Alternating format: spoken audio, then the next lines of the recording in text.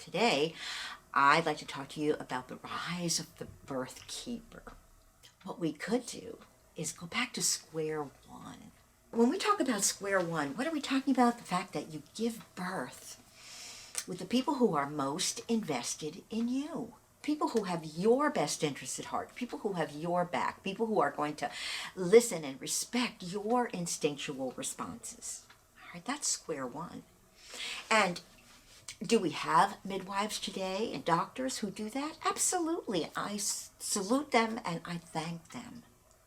But it doesn't change the fact that it's not the mainstream. It's not really where birth is at today.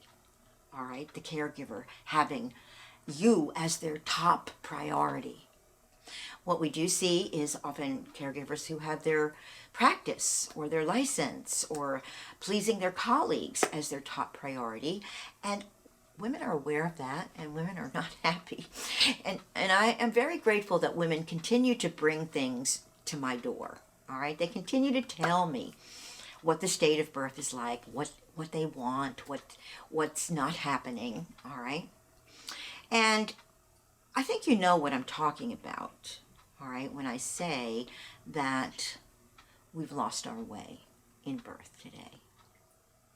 And here's the good thing. Over the years, I have noticed that many women are showing up for the transformation of birth. And there's a lot of disquiet, if you will, in women's choosing their prenatal care and choosing their caregiver. There's a lot more looking about, what you're really going to get with that caregiver. The greatest risk a woman in childbirth faces today is her choice of caregiver, because that person ultimately directs your birth. Since birth has been politicized, it has become institutionalized, and oftentimes it is a managed event for a woman. It is a very artificially curated, circular event. A woman is in a circle, all right? And she doesn't get to expand out of that circle. She doesn't get to learn who she is in the birthing realm. She is given a template for what birth is today. All right, and many women are not satisfied with that at all. And I really appreciate women looking for the transformation. All right, we're impinging now on the Birthkeeper. I see that in this rise of the Birthkeeper, that woman, that Birthkeeper, is a fountain of information about birth, has done her due diligence, has learned everything she can, and then uses it wisely. I also see this Birthkeeper as a woman who is mystically intelligent. Mystical intelligence, what is that? It's the marrying together, all right, of the academic with the intuitive. It's not enough to just have academic and clinical skills, and it's not enough just to be on your intuitive realms. We're undergirding them with each other. And I always say, physiology without the mystical component is flat. It's a lot of facts. And I want a mystical undergirding of my physiology. I want a place where it impinges on my entire understanding of cosmology of the world. And my mysticism without intelligence is spacey, and I don't want to be spacey. All right, I don't want to be flying off into nowhere. I want to be relevant and articulate and have the facts, but I also want them to form a pattern. So that's what I'm talking about. All right, being mystically intelligent, and that's what I see this Birthkeeper as. All right. Someone who knows a lot about anatomy and physiology and understands that the more you know about anatomy and physiology and the more you realize what the body is capable of, the less you will ever need to interfere. All right? And this is what we're looking for. Someone who doesn't interfere in a woman's birth, because they know what the body is capable of doing, and they elevate that. Okay, we do not lack midwives. We lack deeply connected women who can accompany, hold space, and not interfere with our instinctual responses to birth. That's the Birthkeeper.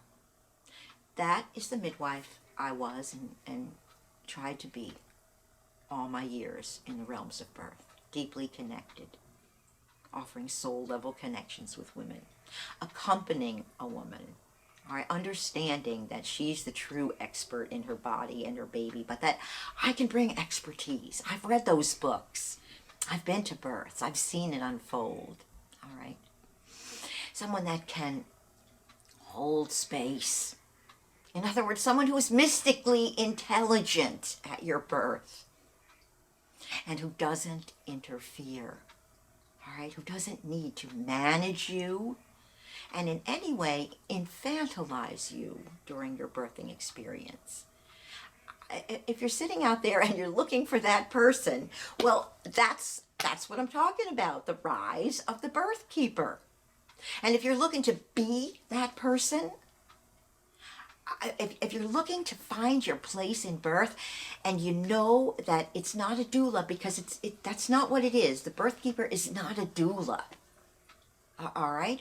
She could be a doula if that's what you wanted from her.